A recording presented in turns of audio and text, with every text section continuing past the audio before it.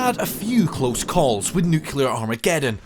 The Cuban Missile Crisis, various false alarms, and even a few accidental bomb drops were just some of the moments when the Cold War between NATO and the Warsaw Pact threatened to become a hot one. But one of the nearest misses that's arguably less well known came in November 1983 with Exercise Able Archer, a NATO simulation so realistic that the Soviets thought it was the real thing. Able Archer was possibly one of our closest brushes with nuclear Armageddon. It had Soviet intelligence assets extremely worried that what they were picking up may not actually be an exercise, but a NATO preemptive strike against the Soviet Union, and that missiles like Polaris, which we can see behind me, could soon be raining down. In this video, we'll take an in-depth look at the events of 1983. Why did the Soviets believe that NATO would attack them? How close did we come to nuclear war? And what might have happened if the Cold War went hot? The Cold War began in the aftermath of the Second World War. The United States and its NATO allies faced off against the Soviet Union and the Warsaw Pact. But this was not a shooting war, it was a battle of ideas. Capitalism versus communism. Deep mistrust led both sides to amass vast arsenals of nuclear weapons, enough to destroy the Earth a few times over. But while crises like the Berlin blockade, Korean War and Cuban Missile Crisis kept the world on edge, the doctrine of mutually assured destruction prevented conflict. By the 1970s, tensions had begun to calm and both sides signed up to arms control agreements, but their rivalry was far from over. The 1970s had been a period of détente, but that was about to change. In 1979, the Soviets invaded Afghanistan, which led then US President Jimmy Carter to withdraw from the second round of strategic arms limitation talks known as SALT II. When Ronald Reagan came to power in 1981, he then took a much more aggressive stance against the Soviet Union. He strengthened and modernised US nuclear and conventional forces and sought to roll back communism in South America, Africa and Southeast Asia. Much of the fears the US had felt about the general spread of communism were more imagined than real. However, it ramped up tensions and saw a deterioration of relationships between the two superpowers. The Soviets were becoming worried. In a secret meeting in May 1981, KGB chairman Yuri Andropov declared to senior Soviet officials that the United States was preparing a surprise nuclear strike on the USSR. They had to find a way to respond. In 1981, the Soviet Union launched the largest peacetime intelligence gathering operation in its history, called Operation Ryan. The rationale behind it was to be able to anticipate a surprise nuclear attack by NATO, which they believed was imminent. This was done via computer technology and human agents, and looking for indicators of a nuclear attack, such as an increased radio traffic, the movement of large amounts of men and weapons outside of the exercises that they already knew about. One of the people tasked with carrying out Operation Ryan was Oleg Gordievsky, a British double agent inside the KGB in London. Apparently, the whole concept or idea to start watching the signs of preparation to a sudden nuclear attack was created by the military. Then it was reported to the Central Committee, Secretariat and the Politburo. They agreed, the conservative nucleus of the Politburo agreed entirely because it was in line with their own thinking, and they passed it as an instruction back to the GIU, military intelligence, and the KGB. For the first 2 years, Operation Ryan proved fairly uneventful. That was until 1983. Cold War tensions were about to reach staggering new heights, bringing the world to the brink of nuclear war. On the 23rd of March, President Ronald Reagan announced his Star Wars initiative, which aimed to intercept incoming nuclear missiles. This was a major blow to the Soviets as it threatened to undermine the idea of mutually assured destruction. Then, in September, the Soviets shot down Korean airline flight 007, believing it was a US spy plane. Later that month, the Soviet early warning system suggested that the US had launched a nuclear strike. However, luckily, the man on duty, Stanislav Petrov, dismissed it as a false alarm. Finally, in November, the West German Bundestag voted to allow the deployment of American Pershing II missiles within its borders. Pershing II was a medium-range ballistic missile with anything up to an 80 kiloton warhead, the equivalent of around 80,000 tonnes of dynamite. Unlike the bigger intercontinental ballistic missiles, which were launched from underground silos, this missile was mobile and launched from a transporter truck that carried it. And these missiles could hit the USSR in 10 minutes, giving little or no warning to the Soviets. The only way to stop an attack such as this would be to preempt it. So, by November 1983, the Soviets were in a heightened state of alert and very jumpy. But it seemed that NATO was unaware that the 5-day war game simulation they were about to undertake could have driven us towards Armageddon. The Cold War was full of military exercises on both sides. It was a key way the armed forces helped prepare for war, and 1983 was no different. Exercise Autumn Forge simulated a large-scale conventional conflict, which culminated in Able Archer when the conflict went nuclear. No troops were involved, only officers, rehearsing the protocols required to authorise and execute a nuclear strike. Able Archer was an annual exercise. However, Able Archer 83 was different. To increase the realism, they changed the way that coded communications were done, as well as long periods of radio silence and the actual involvement of heads of state. The scenario begins with Soviet tanks invading Yugoslavia, then Scandinavia, followed by a mass attack on Western Europe. Overwhelmed by the size of the Soviet assault, NATO forces retreat. A few months into the imagined war, the West authorised the use of nuclear weapons. Able Archer was just a simulation, but to the Soviets, it didn't seem that way. Around the 8th or 9th of November, Gordievsky received a flash cable from KGB HQ. What did it say, this flash telegram? Do you remember? No, it was just information about this now critical situation. The Americans' exercise may be preparation to a sudden nuclear attack.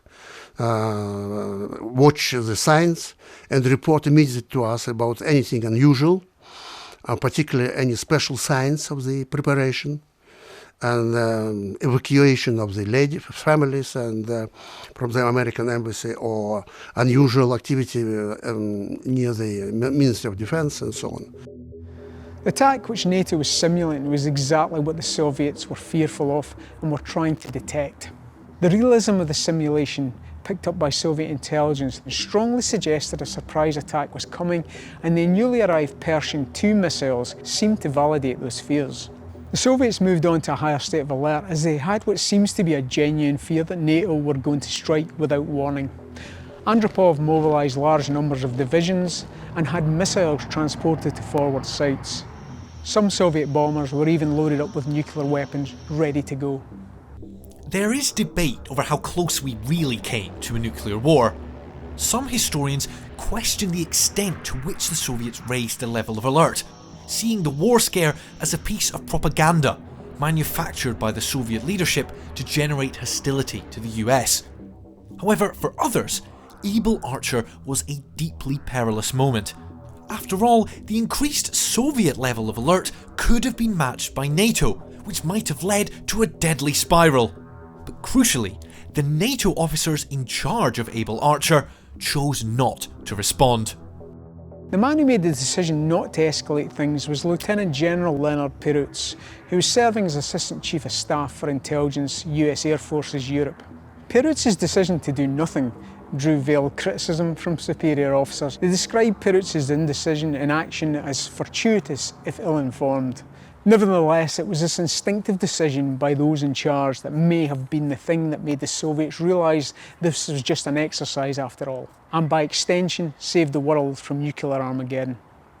And when it came to that possibility of nuclear Armageddon, real or imagined, the stakes would have been soberingly high, as Gordievsky explains. To start a Holocaust, it is a great risk for personal life and welfare. Can you imagine people like Andropov, Ustinov, all the elderly and sick people starting a war? How would they spend their last month of their life? in the condition of a nuclear war. Who wants to have such a disastrous, uncomfortable end of their life? It was absolutely human feeling, not a started adventure if you're not sure that you are going to be annihilated. But what if they had? What if the West had escalated and the Soviets had attacked?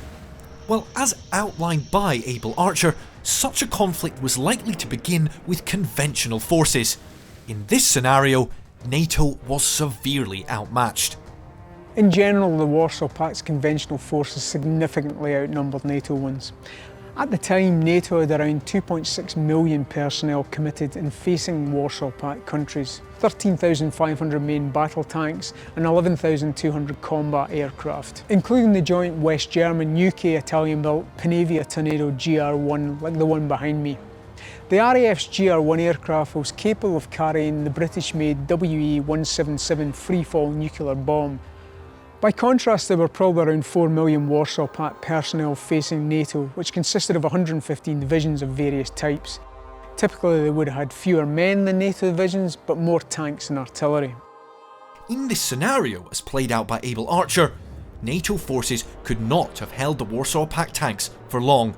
The forces on the border would be largely wiped out as the Soviets made deep advances until reinforcements arriving from the United States and long Soviet supply lines would begin to take their toll.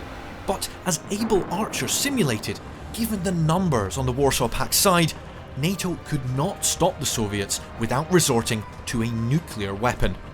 The Abel Archer scenario shows a compelling idea of how a conventional conflict can spiral into a nuclear one. The gamed-out situation sees NATO destroy Kyiv with a medium-range missile such as Pershing II. This is gamed out as a warning that NATO would escalate the war if the Soviets didn't pull back.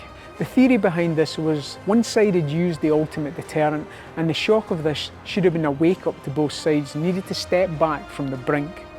Perhaps unsurprisingly, in the scenario of Abel Archer, this didn't happen.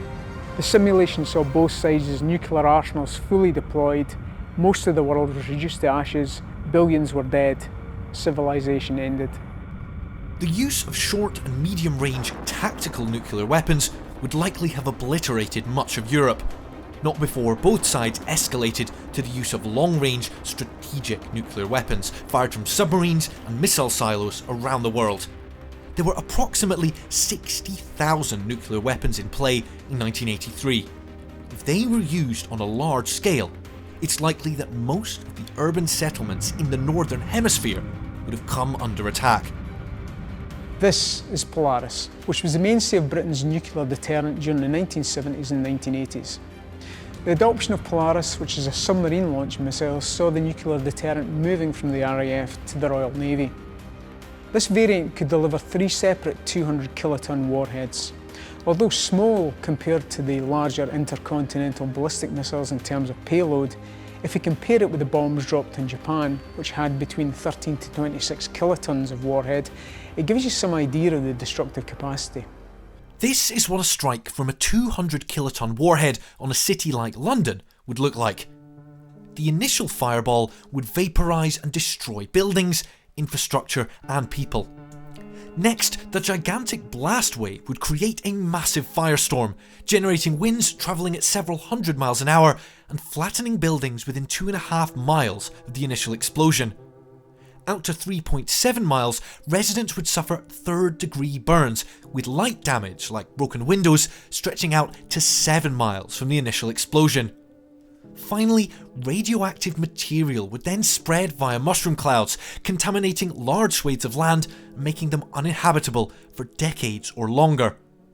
According to NukeMap, the death toll from a single nuclear weapon like this would reach an estimated 398,000 people. But for those that survived, the horror would have only just begun. When the volcano Krakatoa erupted in 1883, it was the equivalent of 200 megatons, and that darkened the sky around the world for years and dropped the temperature globally. 200 megatons is huge, but the world's nuclear weapons combined yield was over 15,000 megatons at their peak in the 1980s. That would not only have thrown up much more dust than a volcano, but this dust would also have been radioactive, causing huge climatic change. This to me seems the worst part. The sun would be blocked out for years by the huge amounts of debris thrown up into the atmosphere, plunging the Earth into a nuclear winter that would last years, leading to crop failure, famine and mass starvation. What happens next is only speculation, but you could see a descent into a new dark age as global economies collapse and all the modern technology we rely on ceases to function. In the end, no one would win. Nuclear war is a zero-sum game. Everyone would either die or be forced to endure an unthinkable existence. Thankfully, this was not the fate that befell the world in 1983. In fact, the events of Able Archer helped to calm tensions between the Cold War superpowers. When President Reagan read a 1984 memo detailing just how close the world had come to catastrophe, he was stunned. It confirmed his growing fear that the Soviet leadership wasn't bluffing. They were truly, dangerously paranoid. From that point on, he became increasingly committed to reducing tensions, convinced that it was not aggression, but miscommunication and fear that were the greatest threats to peace.